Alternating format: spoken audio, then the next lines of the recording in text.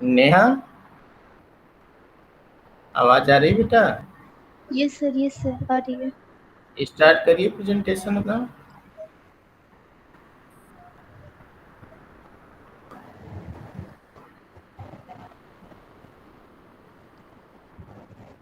Slide show हो रही है सर। जी जी, शो हो रही है, कंटिन्यू ठीक है। करिए। Good morning sir and a very good morning to everyone. Myself Neha Agarwal, B.Ed first year student, Department of Education, Kanpur University. Today I am going to represent my PPT presentation on paper first, which is Philosophical Perspectives of Education under the supervision Dr. R.P. Saini sir and Mr. S.C. Patel sir. In this paper, my topic is Jainism and Education. मतलब जैन और शिक्षा। जैन धर्म के बारे में जानने से पहले हम पढ़ेंगे जैन धर्म के बारे में। जैन धर्म भारत की श्रमण परंपरा से निकला धर्म है। श्रमण शब्द श्रम धातु से बना है। इसका अर्थ है श्रम करना। संस्कृत में श्रमण शब्द के तीन रूप हैं, श्रमण, समन और शमन। श्रमण परंपरा का आधार इन्हीं तीनों शब्दों पर है। श्रमण मतलब परिश्रम करना, समन मतलब सभी के प्रति संभाव या समान भाव रखना, और समन का अर्थ है अपनी वृत्तियों यानी मन को शांत या संयमित करना। श्रमण परंपरा इन्हीं तीन तत्वों पर आधारित है। अब हम आगे देखेंगे जैन उन्हें कहते हैं जो जिनके अनुयायी है। जिन शब्द संस्कृत के जी धातु से बना है। जी यानी जीतना, जिन अर्थात जीतने वाला, जिन्होंने अपने मन को जीत लिया, अपनी वाणी को जीत लिया और अपनी काया को जीत लिया, वे है जिन। जैन धर्म अर्थात जिन भगवान का धर्म। जिन शब्द का अर्थ आध्यात्मिक विजेता होता है या जिसने अपनी इंद्रियों पर नियंत्रण कर लिया। जिनके उपदेशों का पालन करने वाले जैन कहलाए और उनके संप्रदाय या समूह को जैन धर्म के नाम से विभूषित किया गया। अब इसी में हम आगे देखते हैं। इसके प्रवर्तक 24 तीर्थकर हैं, जिनमें प्रथम जिनमें प्रथम तीर्थकर भगवान ऋषभदेव यानी आदिनाथ तथा अंतिम तीर्थकर महावीर स्वामी हैं। जैन धर्म के प्रथम प्रवर्तक एवं तीर्थकर तीर्थकर मनुवंश महीपति नाभि के पुत्र श्री ऋषभदेव थे। जैन जनश्रुति के अनुसार ऋषभदेव के जो पुत्र थे राजा भरत, उनके नाम पर ही हमारे देश का नाम भारतवर्ष पड़ा।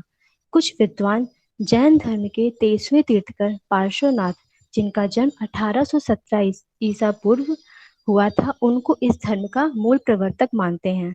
पार्श्वनाथ काशी नरेश के अश्वसेन के पुत्र थे, जिन्होंने 30 वर्ष की आयु में गृह त्याग कर घोर तपस्या की और उसके परिणाम स्वरूप कैवल्य ज्ञान प्राप्त किया। इन्होंने सर्वप्रथम जैन धर्म का प्रचार किया।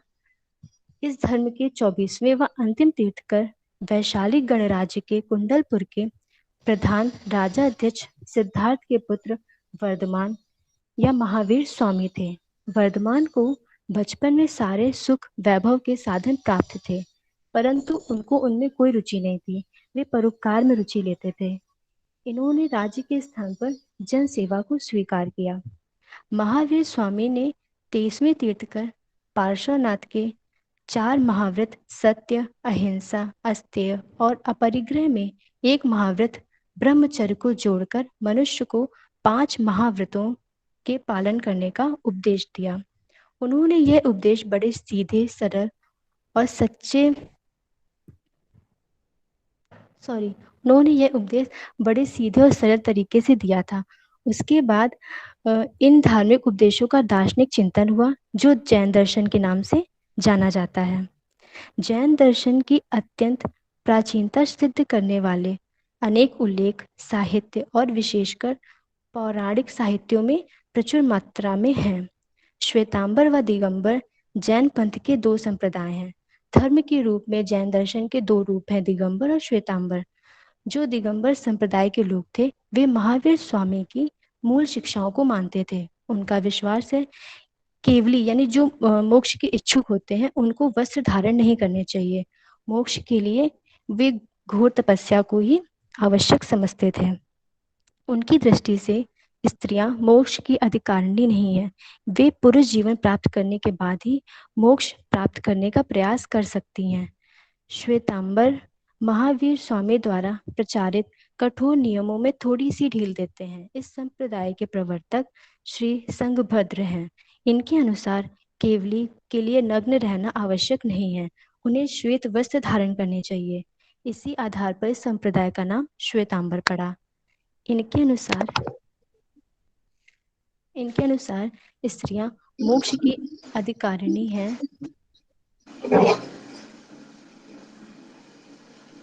हेलो सर, आवाज नहीं आ रही जी है? नेहा, पढ़ाओ आ रही है? शिवांगी, माइक ऑफ कर लो। अच्छा। क्लियर आ?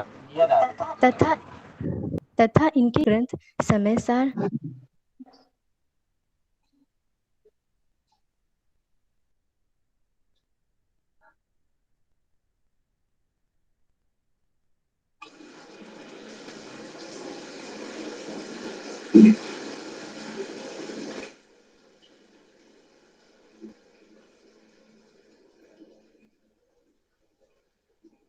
से इस सिद्धांत का पालन करते हैं।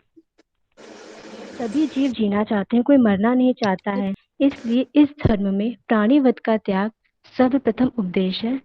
असत्य या गलत बोलना भी हिंसा का एक अंग बताया गया है। जैन दर्शन में कण स्वतंत्र है। इस सृष्टि का या किसी जीव का कोई कर्ता धर्ता नहीं है। जैन दर्शन के अनुसार इस सृष्टि को बनाने वाला कोई नहीं है। जैसे हिंदू धर्म में ब्रह्मा को सृष्टि का रचयिता माना गया है और इस्लाम में अल्लाह को, परंतु इस धर्म के अनुसार इस सृष्टि का कोई भी कर्ता धर्ता नहीं है। सभी जीव अपने कर्मों का फल भोगते हैं। जो अच्छे कर्म करेगा उसे अच्छा फल मिलता है और जो बुरे कर्म करेगा उसे बुरा फल मिलता है। इसी तरह सभी जीव अपने कर्मों के अनुसार ही अपने फल को भोगते हैं। जैन दर्शन में भगवान ना कर्ता होता है और ना ही भोक्ता माने जाते हैं। जैन दर्शन में सृष्टिकर्ता का कोई स्थान नहीं दिया गया है। जैसे हमारे हिंदू धर्म में बहुत से देवी देवता हैं, इनकी आराधना या पूजा को विशेष महत्व दिया जाता है, परंतु जैन धर्म में ऐसा कुछ नहीं है। वो किसी भी देवी देवता की आराधना को कोई भी विशेष महत्व नहीं देते हैं। तो जैन धर्म में तीर्थकर जिन्हें जिनदेव, जिनेन्द्र या वीतराग भगवान कहा जाता है, इनकी आराधना को ही विशेष महत्व दिया जाता है। इन्हीं तीर्थकरों का अनुसरण कर आत्मबोध, ज्ञान और तन और मन पर विजय पाने का प्रयास किया जाता है। जैन दर्शन में जो तीर्थकर थे उन्हें ही भगवान कहते हैं और उनकी ही आराधना को ही ये विशेष महत्व देते हैं। अब हम देखेंगे जैन दर्शन की परिभाषा। जैन दर्शन भारतीय दर्शन की वह विचारधारा है जो इस ब्रह्मांड को अनेक द्रव्यों से निर्मित मानती है और यह मानती है कि इंद्रिय ग्राह्य वस्तु, जगत और अंतःकरण द्वारा अनुभूत आत्मा दोनों सत्य है। यह प्रत्येक आत्मा का स्वतंत्र अस्तित्व मानती है, ईश्वर में विश्वास नहीं करती है और यह प्रतिपादन करती है कि मनुष्य जीवन का अंतिम उद्देश्य अपनी बद्ध आत्मा को शुद्ध बुद्ध रूप प्रदान करना, जिसे त्रिरत्न यानी सम्यक दर्शन, सम्यक ज्ञान और सम्यक चरित्र के द्वारा प्राप्त किया जा सकता है। इस दर्शन के अनुसार जो ब्रह्मांड है वो अनेक द्रव्यों से बना है, जैसे भौतिक द्रव्य, आकाश, जल, जीव, अजीव आदि अनेक द्रव्यों से बना हुआ है और यह मानती है कि जो इंद्रियों द्वारा जो ग्रहण या प्रत्यक्ष वस्तु जगत है और जो अंतःकरण का मतलब उस मानसिक शक्ति से होता है जिसमें व्यक्ति उचित और अनुचित का निर्णय कर सकता है, तो उस शक्ति के द्वारा जो भी द्वारा अनुभूत आत्मा है वो दोनों सत्य है। यह ईश्वर को नहीं मानती है। इसके अनुसार ईश्वर जैसा कुछ नहीं है, ये अनिश्वरवाद को मानते हैं। यह मनुष्य का जीवन का अंतिम उद्देश्य केवल मोक्ष की प्राप्ति या कैवल्य की प्राप्ति को ही मानते हैं। इसकी प्राप्ति त्रिरत्न से की जाती है, सम्यक दर्शन, सम्यक ज्ञान और सम्यक चरित्र। इनमें से किसी एक का अन्य दो के बिना अलग अस्तित्व नहीं है। मुक्ति के लिए ये तीनों ही आवश्यक हैं। अब हम जानेंगे सम्यक दर्शन के बारे में। सम्यक का अर्थ है उचित और दर्शन का अर्थ है श्रद्धा, यानी ऐसी श्रद्धा जो विश्वास से युक्त हो। सम्यक ज्ञान ये जीव व अजीव द्रव्य का ज्ञान प्राप्त करना ही सम्यक ज्ञान है। सम्यक चरित्र अहितकर कार्यों का निषेध और हितकर कार्यों का आचरण ही सम्यक चरित्र है। अब हम देखेंगे जैन दर्शन में तत्व मीमांसा। जैन दर्शन बहुतत्ववादी दर्शन है। इसके अनुसार यह ब्रह्मांड अनेक द्रव्य से बना है। जैन द्रव्य के जैन दर्शन में दो रूप माने गए हैं। पहला अस्तिकाय, दूसरा अनस्तिकाय। अस्तिकाय मतलब मैटर या पदार्थ। जो अस्तिकाय है वह शरीरवान होगा, स्थानबद्ध होगा, यानी एक स्थान पर स्थित रहने वाला। और जो अनस्तिकाय होगा, जैसे कि काल, समय या टाइम होता है, तो वो ना तो शरीरवान होता है और ना ही वो स्थानाबद्ध होता है। अस्तिकाय के दो भेद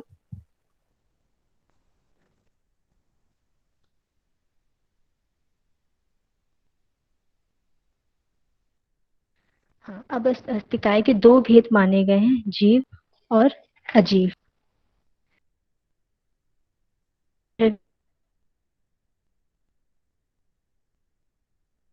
कहते हैं जैन दर्शन में आत्मा भी दो प्रकार की होती है, मुक्त आत्मा और बद्ध आत्मा। मुक्त आत्मा सर्वव्यापक, सर्वज्ञात और सर्वशक्तिमान होती है। यह आत्मा जब कर्म बंधन में बंध कर अपने स्वरूप को भूल जाती है तो उसे बद्ध आत्मा कहते हैं। बद्ध आत्मा जैन दर्शन के अनुसार सुख दुख की भोक्ता होती है। जब तक यह कर्म के बंधनों से मुक्त नहीं होती है तब तक कर्मानुसार विभिन्न योनियों में जन्म लेती है और सुख और दुख को भोगती है। अजीव के जैन दर्शन में चार भेद बताए गए हैं। पुद्गल यानी भौतिक तत्व, आकाश मतलब शून्य, धर्म गतिशील, अधर्म स्थिरता। पुद्गल संसार का सबसे ठोस एवं प्राथमिक तत्व है जिसका संयोग तथा विखंडन हो सकता है। पुद्गल ही प्रत्यक्ष रूप से शरीर का निष्पादन करने वाले होते हैं। पुद्गल के सबसे छोटे भाग को अणु कहते हैं और दो या दो से अधिक अणुओं के संयोग से बनने वाले पुद्गल को संघात मतलब मिक्सचर कहते हैं। आकाश द्रव्यों को स्थान प्रदान करने वाला तत्व है। द्रव्यों का शारीरिक विस्तार आकाश द्वारा ही संभव है। धर्म तथा अधर्म क्रमशः गति और स्थिति। धर्म जीव तथा पुद्गल को गति प्रदान करते हैं तथा अधर्म उसे स्थिरता देता है। जैन दर्शन के अनुसार यह सृष्टि जीव अजीव द्रव्यों के अपने स्वभाव के योग से बनती है और वियोग से बिगड़ती है। इसके निर्माण के पीछे किसी ईश्वरीय शक्ति का हाथ नहीं है। दोनों प्रकार के द्रव्य अनादि और वास्तविक है, इसलिए यह सृष्टि भी अनादि, अनंत और वास्तविक है। जीव अपने कर्मों के अनुसार अजीव द्रव्यों को धारण कर संसार के बंधनों में फंस जाता है। जीव मतलब आत्मा का वास्तविक स्वरूप शुद्ध बुद्ध होता है, इसलिए जीव की प्रवृत्ति अपने शुद्ध स्वरूप को प्राप्त करने की होती है। बद्ध आत्मा जब शुद्ध आत्मा तक पहुंच जाती है तो उसे जैन दर्शन में कैवल्य कहा जाता है, अर्थात जो आत्माएं कर्म जनित बंधन से मुक्त होकर शुद्ध बुद्ध हो जाती हैं वे कैवल्य धाम में रहती हैं। अब हम आगे देखेंगे जैन दर्शन की ज्ञान एवं तर्क मीमांसा।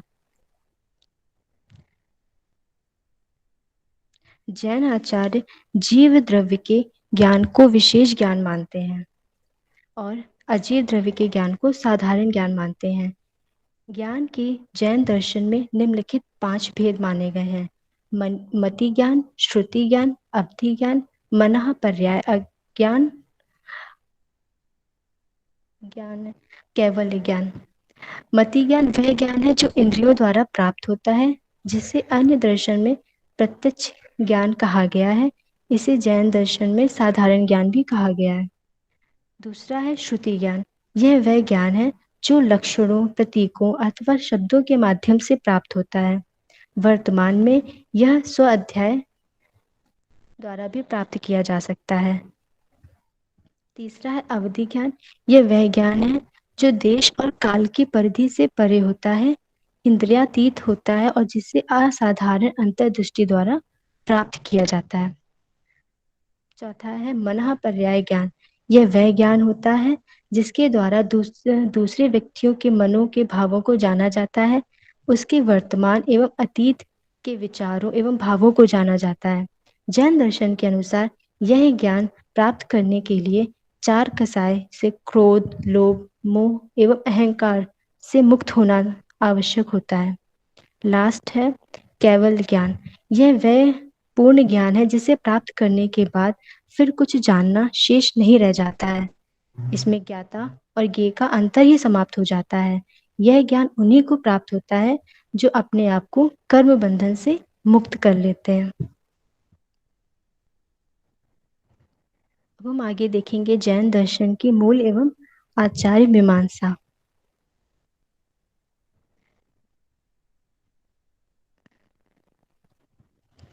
जैन दर्शन के अनुसार मनुष्य जीवन का अंतिम उद्देश्य केवल यानी मोक्ष की प्राप्ति है।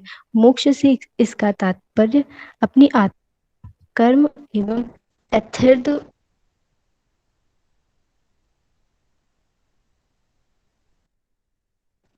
पुद्गल से मुक्त कर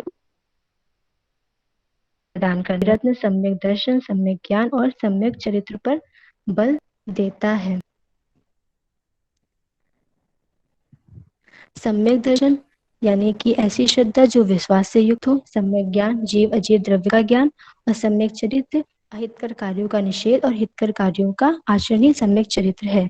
सम्यक चरित्र की सिद्धि के लिए जैन दर्शन 5 महाव्रत सत्य, अहिंसा, अस्तेय, अपरिग्रह और ब्रह्मचर्य के पालन और 4 कसायों क्रोध, लोभ, मोह और अहंकार के त्याग पर बल देता है।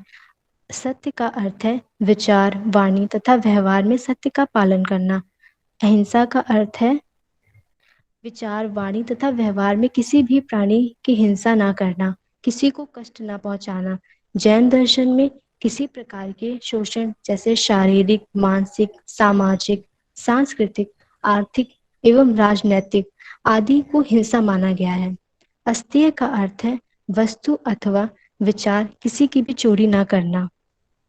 अपरिग्रह का अर्थ है आवश्यकता से अधिक सामग्री का संग्रह न करना। और ब्रह्मचर्य का अर्थ है इंद्रिय भोग पर नियंत्रण व नैतिक जीवन। जैन दर्शन क्रोध, लोभ, मोह और अहंकार को मनुष्य स्वभाव की निकृष्ट वृत्तियां मानता है। निकृष्ट मतलब जो घटिया या नीच होती हैं, उस टाइप की वृत्तियां मानता है। इसलिए उन्हें कसाई की संज्ञा देकर उन्हें त्याग के उपदेश देता है। जैन दर्शन की सबसे बड़ी देन मनुष्य को सत्य जीवन की ओर प्रवृत्त करना ही है। अब हम देखेंगे जैन दर्शन के मूल सिद्धांत। जैन दर्शन की तत्व मीमांसा एवं तर्क मीमांसा और मूल एवं आचार मीमांसा को यदि हम सिद्धांतों के रूप में क्रमबद्ध करना चाहें तो वो अग्रलिखित रूप में कर सकते हैं। पहला, यह ब्रह्मांड अनेक द्रव्यों से बना है। जैन दर्शन के अनुसार यह सृष्टि अनेक द्रव्यों से बनी है। ये द्रव्य 2 प्रकार के हैं, अस्तिकाय यानी जीव और अजीव, और अनस्तिकाय मतलब काल। जैन दर्शन की मान्यता है कि प्रत्येक जीव मतलब आत्मा और अजीव पुद्गल का अपना अपना स्वभाव एवं गुणधर्म होता है। विभिन्न प्रकार के जीवधारियों के बारे में जैन दर्शन का मत है कि प्रत्येक जीव मतलब आत्मा अपने कर्मों के अनुसार अजीव द्रव्यों को धारण कर इस प्रकार करती है और इस प्रकार संसार के अनेक प्रकार में के जीव उत्पन्न होते हैं। मनुष्य शरीर धारण करने पर यह तप द्वारा अपने शुद्ध रूप को प्राप्त करता है। इसी को जैन दर्शन में केवल यानी मोक्ष कहा गया है। दूसरा है यह वस्तु जगत वास्तविक है। जैन दर्शन समस्त द्रव्यों को अनादि और अनंत मानता है। इसकी दृष्टि से द्रव्यों से बना यह जगत वास्तविक है। थर्ड पॉइंट है जीवों की स्वतंत्रता और ईश्वर नाम की कोई वस्तु नहीं है। जैन दर्शन प्रत्येक जीव यानी आत्मा की स्वतंत्र सत्ता मानते हैं। इसके अनुसार सभी आत्माएं समान हैं परंतु एक नहीं है।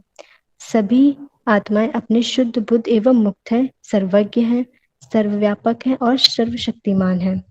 कुछ जैनाचार्यों ने आत्मा के शुद्ध बुद्ध एवं मुक्त रूप को ही ईश्वर की संज्ञा दी है। इनकी दृष्टि से ईश्वर संसार का कर्ता नहीं है, शुद्ध बुद्ध आत्मा है। संभवतः इसी आधार पर तीर्थकरों ने भगवान को रूप में माना गया है। फोर्थ पॉइंट है, मनुष्य संसार का सर्वश्रेष्ठ प्राणी है। जैन दर्शन के अनुसार जीव अपने कर्मों के अनुसार अजीव को संग्रहित करता है।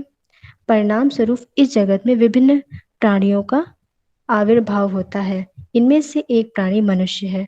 जैन दर्शन के अनुसार जगत के अन्य प्राणी 1 से 5 इंद्रियों तक होते हैं। 5 इंद्रियां आंख, नाक, जीभ, कान, त्वचा। परंतु मनुष्य 6 इंद्रियों वाला प्राणी है। इसकी छठी इंद्री का नाम है मन। मन के द्वारा वह सम्यक दर्शन, सम्यक ज्ञान और सम्यक चरित्र को प्राप्त कर अपनी आत्मा को शुद्ध, बुद्ध एवं मुक्त करने में सफल होता है। इसी कारण वह संसार का सर्वश्रेष्ठ प्राणी है। फिफ्थ पॉइंट है, मनुष्य जीवन का विकास उस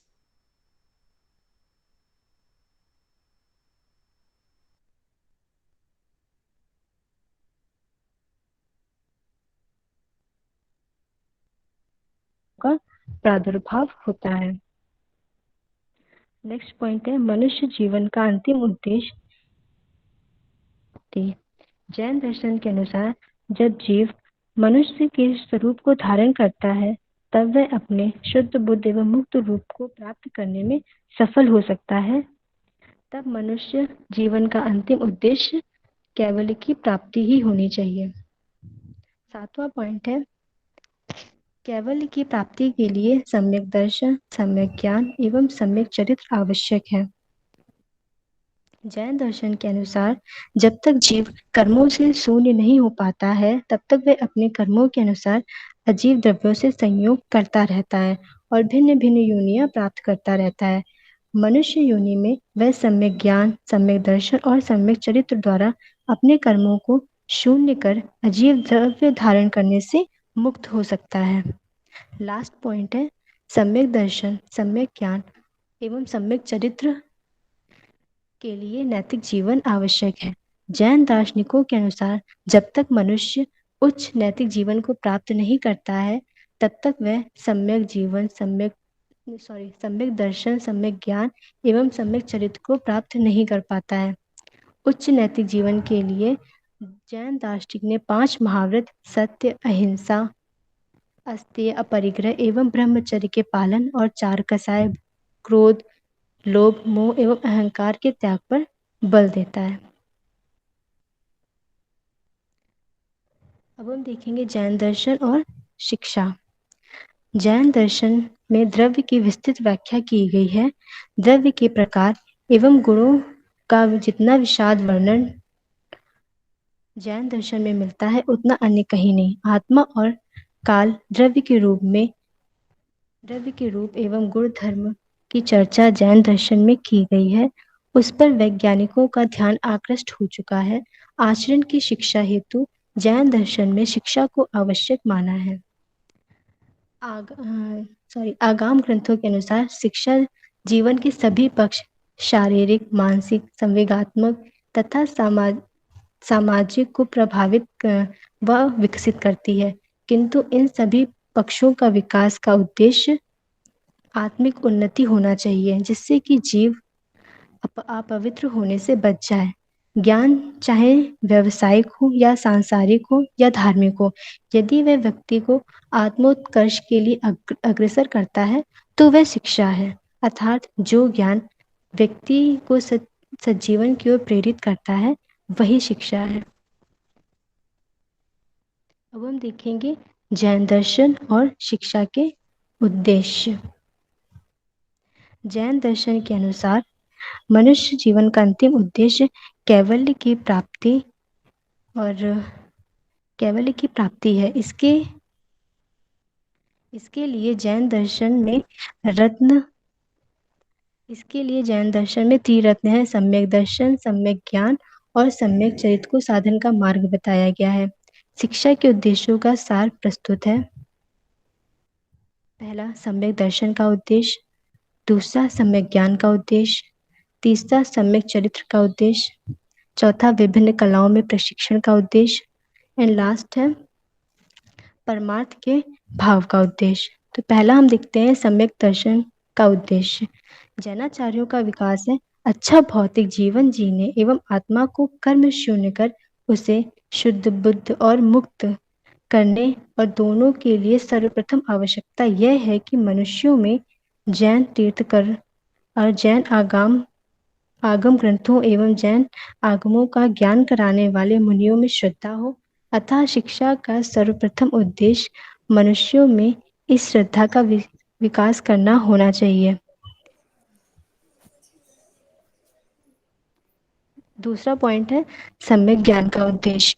द्रव्य जीव अजीव और काल संबंधी वह ज्ञान जो तीर्थकरों ने दिया है और जो आगमों में संग्रहित है वही सम्यक ज्ञान है। जैन दर्शन के अनुसार यह ज्ञान प्रकाश के समान है जो अज्ञान के अंधेरे को दूर करता है। इस ज्ञान की प्राप्ति शिक्षा का दूसरा उद्देश्य है। थर्ड पॉइंट है सम्यक चरित्र का उद्देश्य। जैन इस बात पर बल देता है कि सम्यक दर्शन और सम्यक ज्ञान का समाहार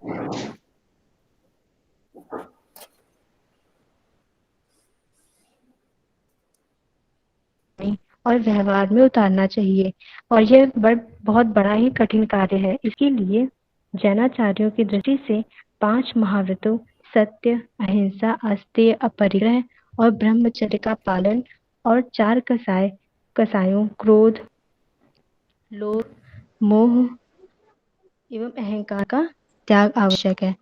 अतः इस शिक्षा के द्वारा सबका विकास होना चाहिए। जैन दर्शन के अनुसार यह शिक्षा का तीसरा व सर्वाधिक महत्वपूर्ण उद्देश्य है। फोर्थ वन है विभिन्न कलाओं में प्रशिक्षण का उद्देश्य। जैन साहित्य में छोटे बड़े सभी उद्योगों को कला की संज्ञा दी गई है।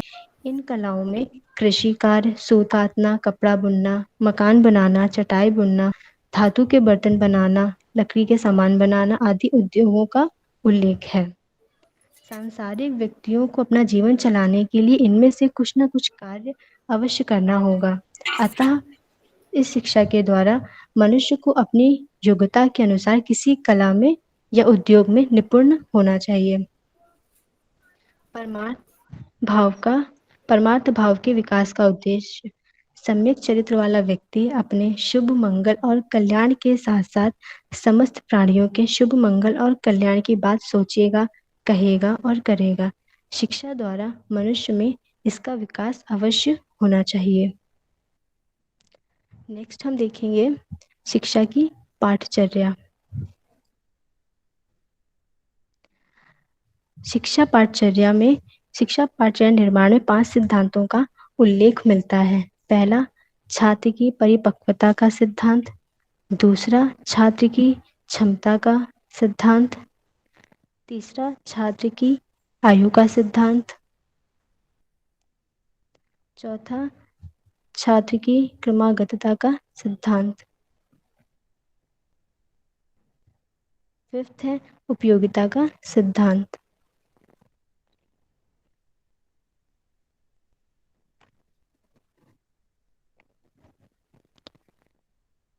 आध्यात्मिक जीवन की प्राप्ति के लिए जैन दर्शन त्रिरत्न और सज्जीवन पर बल देता है।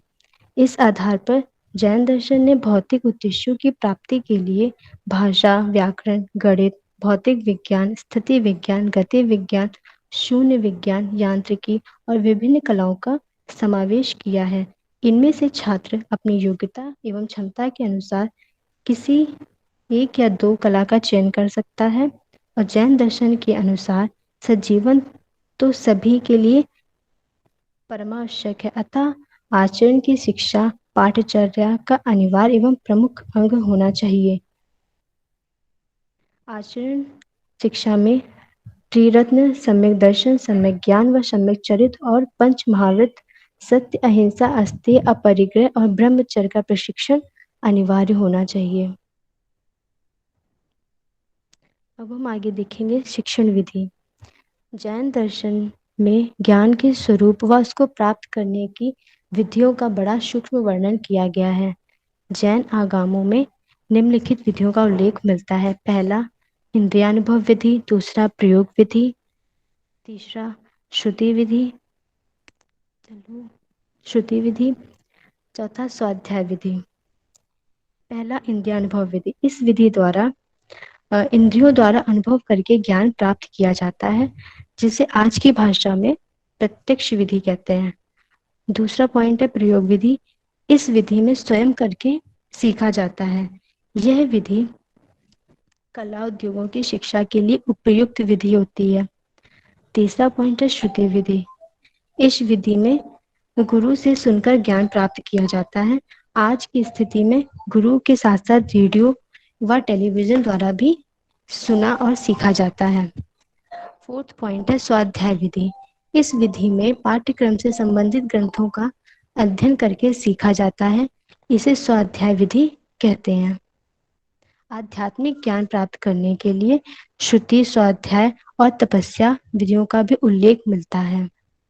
श्रुति और स्वाध्याय विधियों से द्रव्य, निर्जीव, अजीव और काल का ज्ञान प्राप्त किया जा सकता है, परंतु जीव को कर्म शून्य कर उस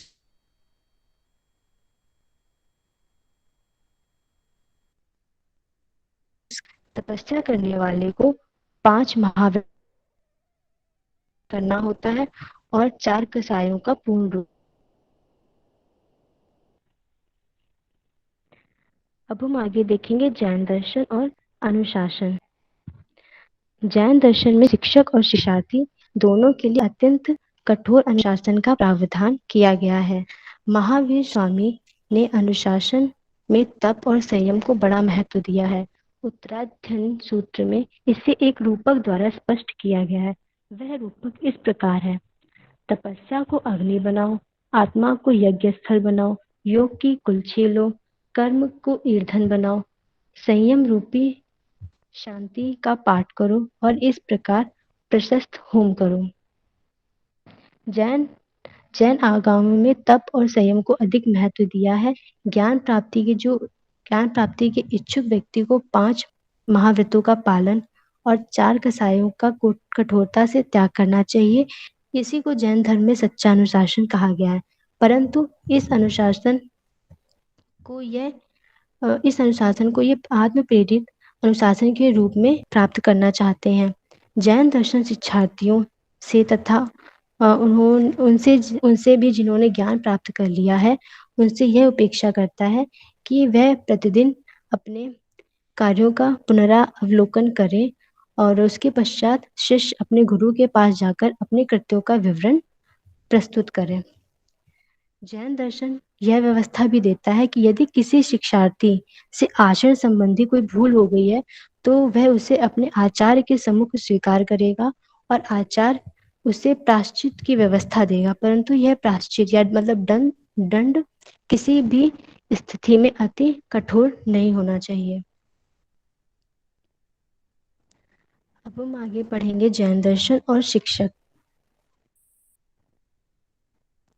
जैन साहित्य में शिक्षक के लिए उपाध्याय और आचार्य 2 शब्दों का प्रयोग किया गया है। उपाध्याय उसे कहा जाता है जो अध्यापन कार्य करता है और आचार्य उसे कहा जाता है जो शिष्यों के आचरण को प्रभावित करता है।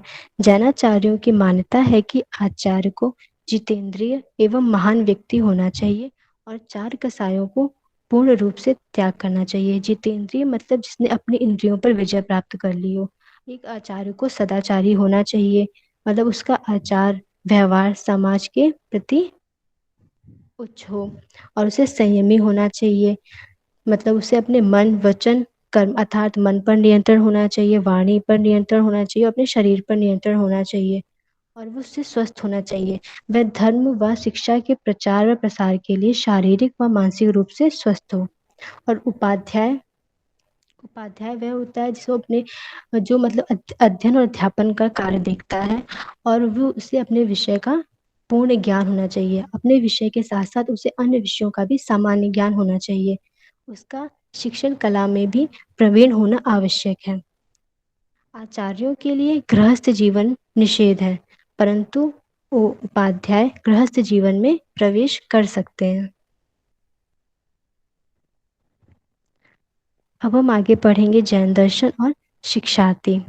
जैनाचार्य शिक्षार्थियों को भी 2 वर्गों में विभाजित किया जाता है। पहला श्रावक, दूसरा श्रमण। श्रावक वह होता है जो अपने को सांसारिक जीवन के लिए तैयार करता है, और श्रमण वह है जो अपने को परमार्थिक जीवन के लिए तैयार करता है। श्रमण के लिए जैन दर्शन में बहुत कठोर जीवन का विधान है। उसे 5 महाव्रतों का पालन और 4 कसायों का त्याग कठोरता से करना होता है, इसलिए उसे महाव्रती कहा जाता है। जैन दर्शन के अनुसार सभी बालक की आत्मा समान तथा नित्य होती है। इस दृष्टि से सभी बालक शिक्षक के लिए समान हैं, परंतु उनमें जो भी विभिन्नताएं दिखाई देती हैं वे कर्म जनित होती हैं, क्योंकि पूर्व जन्म के कर्म के अनुसार सभी छात्र एक दूसरे से शरीर, बुद्धि, मन तथा भावना से भिन्न होते हैं और उनका विकास भी अलग अलग होता है। इसलिए शिक्षक को इन विभिन्नताओं को ध्यान में रखकर शिक्षा की व्यवस्था की जानी चाहिए। जैन दर्शन में शिक्षार्थी को मन, वचन और कर्म से विनम्र और सदाचारी होना चाहिए। शिक्षार्थी सूर्योदय से पूर्व जग जाए,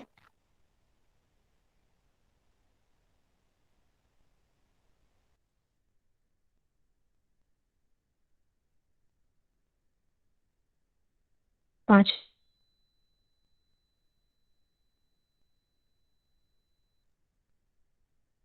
तत्व क्रोध, राग, द्वेष, अभिमान तथा आलस्य, इन 5 तत्वों को शिक्षार्थी से दूर रहना चाहिए। अब हम देखेंगे जैन दर्शन और शिक्षक और शिक्षार्थी में संबंध। जैन दर्शन में शिक्षक और शिक्षार्थी दोनों सेवा भाव का पक्षधर है। उनकी दृष्टि से दोनों को एक दूसरे के हित के लिए सदैव तत्पर रहना चाहिए। जैनाचार्य शिक्षार्थियों से यह अपेक्षा करते हैं कि शिक्षक के क्रुद्ध मतलब क्रोधित या गुस्सा होने पर भी वो सहन करे और उनकी सेवा करे, उनके आदेशों का पालन करे और उन्हें प्रसन्न करे। इस धर्म के अनुसार शिक्षक और शिक्षार्थी के मध्य में स्नेह होना चाहिए। शिक्षक को बिना किसी भेदभाव के सभी शिक्षार्थी को समान समझना चाहिए और शिक्षार्थी को भी अपने शिक्षक के प्रति सेवा व आदर की भावना रखनी चाहिए। अब हम देखेंगे जैन दर्शन और विद्यालय। जैन धर्म एवं दर्शन के साथ जैन आगमों के ज्ञान और जैन आचरण के प्रशिक्षण हेतु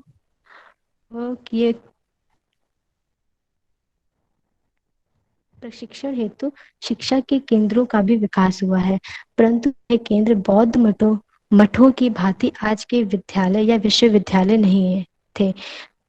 प्रायः गुरुगृहों में ही शिक्षा की व्यवस्था की जाती थी। गुरुगृह में प्रवेश के समय और शिक्षा पूरी करके घर लौटने पर उत्सव मनाए जाते थे और गुरुओं को भेंट दी जाती थी, पर यह शिक्षा सबको सुलभ नहीं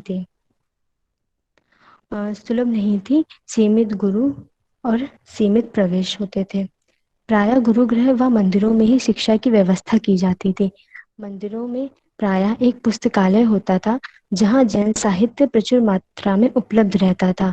यहाँ पर समय समय पर प्रवचन, व्याख्यान, वार्ता आदि का आयोजन किया जाता था, जिनके माध्यम से आध्यात्मिक ज्ञान का प्रचार तथा प्रसार किया जाता था। अब हम देखेंगे जैन दर्शन और शिक्षा के अन्य पक्ष। जैन दर्शन में औपचारिक शिक्षा के विधान में कोई पहल नहीं की, फिर भी उसने शिक्षा के संदर्भ में जो कुछ भी कहा है उसे हम क्रमबद्ध करने का प्रयास किया है। यहाँ शिक्षा के कुछ अन्य पहलुओं से संबंधी उनका दृष्टिकोण प्रस्तुत है। पहला, जन शिक्षा। जैन दर्शन वर्ण व्यवस्था में विश्वास नहीं करता था, सभी को ज्ञान प्राप्त करने का अधिकारी मानता था, पर वह मनुष्य की व्यक्तिगत विभिन्नता को भी मानता था और जो जिस योग्य है उसे उसी के अनुकूल ज्ञान एवं कला की शिक्षा देने की बात करता है। वह प्रत्येक मनुष्य को केवल ज्ञान प्राप्त कर केवल की प्राप्ति का अधिकारी मानता है। रोगी और कोढ़ी को जैन दार्शनिकों ने शिक्षा के अधिकार से वंचित रखा है। कुल मिलाकर जैन दर्शन जन शिक्षा का पक्षधर है। दूसरा, स्त्री शिक्षा। दिगंबर स्त्रियों को मोक्ष की अधिकारिणी नहीं मानते थे, तब उन्हें जीव संबंधी ज्ञान की भी कोई आवश्यकता नहीं है। श्वेतांबर स्त्रियों को मोक्ष की अधिकारिणी तो मानते हैं, परंतु उनकी शिक्षा के विषय में मौन है। आचरण की शिक्षा तो उन्हें उनके अपने घरों में ही प्राप्त हो जाती है। नेक्स्ट है व्यवसायिक शिक्षा। जैन दर्शन में संसार को वास्तविक माना गया है, तब संसारिक जीवन के लिए मनुष्य को तैयार करना आवश्यक है। जैन ग्रंथों में 72 कलाओं यानी उद्योगों की शिक्षा का उल्लेख मिलता है। जैन दर्शन में भौतिक जीवन जीने के लिए मनुष्यों को इनमें से एक या दो कला सीखने पर बल देता है। जो मोक्ष के इच्छुक है, जो केवली है, उनको इनसे दूर रहने के भी उपदेश देता है। लास्ट पॉइंट है धर्म शिक्षा। जैन दर्शन मूलतः धर्म है। दर्शन तो बाद में उसका विकसित हुआ है। तब जैन दर्शन का जैन धर्म की शिक्षा पर बल होना स्वाभाविक है। वह सभी को 5 महाव्रतों का पालन और 4 कसायों का त्याग कर सजीवन जीने का उपदेश देता है, पर किसी अन्य धर्म की निंदा को वह मानसिक हिंसा मानता है। यह धर्मनिरपेक्षता का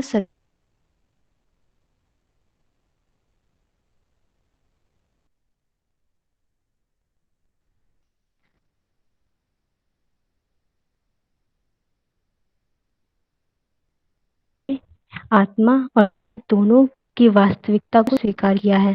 इसलिए शैक्षिक पाठ्यक्रम में सांसारिक और आध्यात्मिक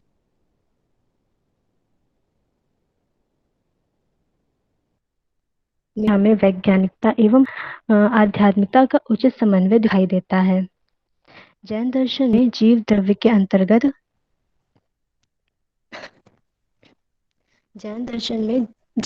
अंतर्गत आध्यात्म विज्ञान का अध्ययन किया जाता है, जिसमें मनुष्य की आत्मा, अन्य प्राणियों से संबंध, आत्मा को शरीर से बनने वाले तत्व तथा नैतिक जीवन का अध्ययन शामिल है। जैन पाठ्यक्रम में एक और जगत को ठोस ज्ञान जीवन को सुखमय बनाने के लिए तथा जीवन की सुविधाएं जुटाने में इसका उपयोग करने पर भी बल दिया है, तथा दूसरी ओर इससे बचने तथा इसके माध्यम से होने वाले कसायों का त्याग करने का भी आग्रह दिखाई देता है।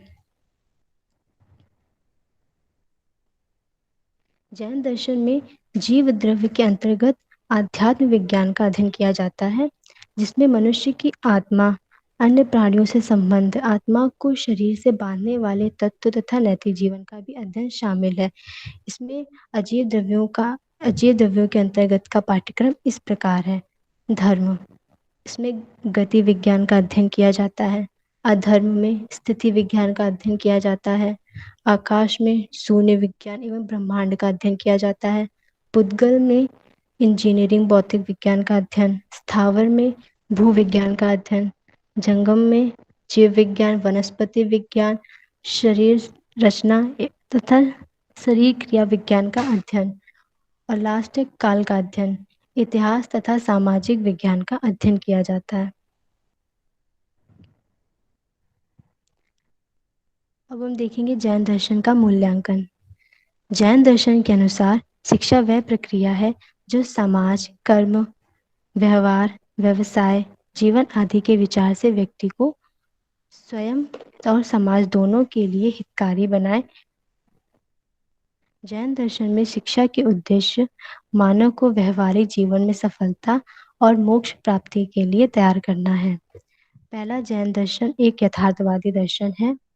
जैन दर्शन के यथार्थवादी होने के कारण नेहा, यस सर। बेटा समय हो गया ओके सर। है ना। और ये जो चीज़ें आप अब आगे डिस्कस करने जा रही हैं, इन सब का डिस्कशन आपने कर लिया है। हाँ ठीक, सर, वो मूल्यांकन था। जी जी जी जी, तो इसके बारे में डिस्कशन हो गया है। आपने जो इसके पहले जो स्लाइड थी आपकी पाठ्यक्रम वाली, वो शिक्षा के उद्देश्य के बाद जानी चाहिए थी, है ना।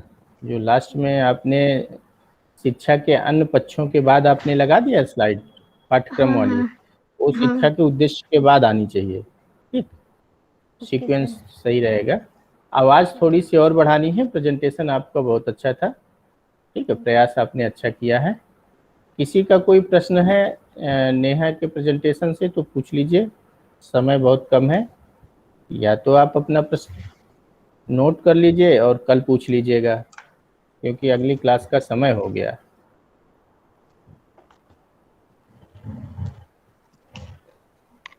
सर कोई प्रश्न नहीं है। Thank you. चलिए फिर नेक्स्ट क्लास के लिए जाइए।